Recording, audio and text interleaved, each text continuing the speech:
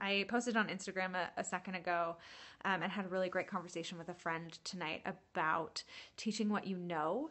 And a lot of times when people come to me and they want to host an event, they know that they want to host an event and they know that they want to be in front of their people and they want to be in a room full of support and they want to cheer and do the rah rah. And there's nothing like being at a live event and feeling that energy in a room. But the number one thing that you need to know when you're planning an event or you're planning to teach, or if you want to teach, is you need to teach something that you've already experienced. Thank you for the hearts.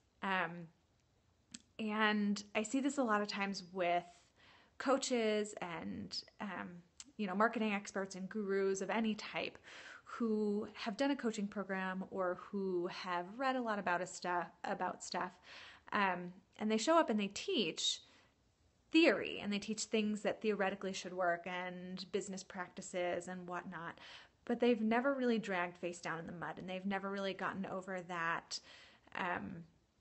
that piece of experiencing something and failing and learning and then being able to say, this is what I did and this is how I failed and this is how I got better. And I think that when you are thinking about hosting an event or you're thinking about putting yourself out there and teaching and kind of becoming more of a speaker or becoming more of an expert on something, it's that you need to experience something so profound in your life, in your business, that you say, I have to share this with other people.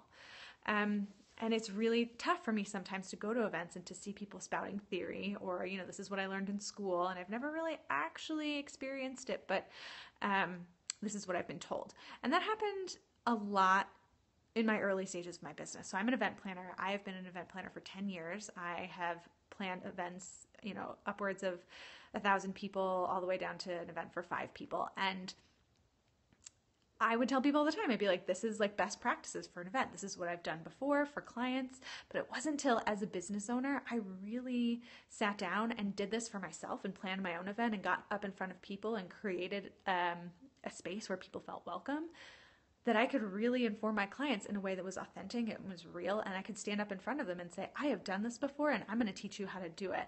And that's, I think, a really big key to a lot of business ownership. You really need to sit down and say, I have something to teach, right? There is so much theory out there, which is great, but at the same time, what story resonates way better than, your story resonates a lot better with people than some theory, and I think, the best speeches that I've ever seen or the best presentations or the best workshops are when people get up there and they say, this is what I thought to be true. And then I experienced it. And this is what is actually true. With some sort of kind of like overarching like failure piece in the middle, because we all like to know that there is a struggle to business ownership and there's a struggle. And we like to not feel alone. The number one human thing is connection, and we like to not feel alone. And so if you can connect to someone by saying like, this was hard and this is how I got through it, and somebody else would say, yeah, that is hard and I'm glad you made it through it. And I know that now, you've inspired me to make it through it too. So that's just the one thing I wanted to say about when you are thinking about hosting an event, the number one thing that you need to do before you start planning is have something to teach and have an aha that to be true, that you've gone through, that you've experienced, and that you basically smacked yourself on the forehead and said, man, if I would have known this 10 years ago or 10 minutes ago, I would have been a way better business owner.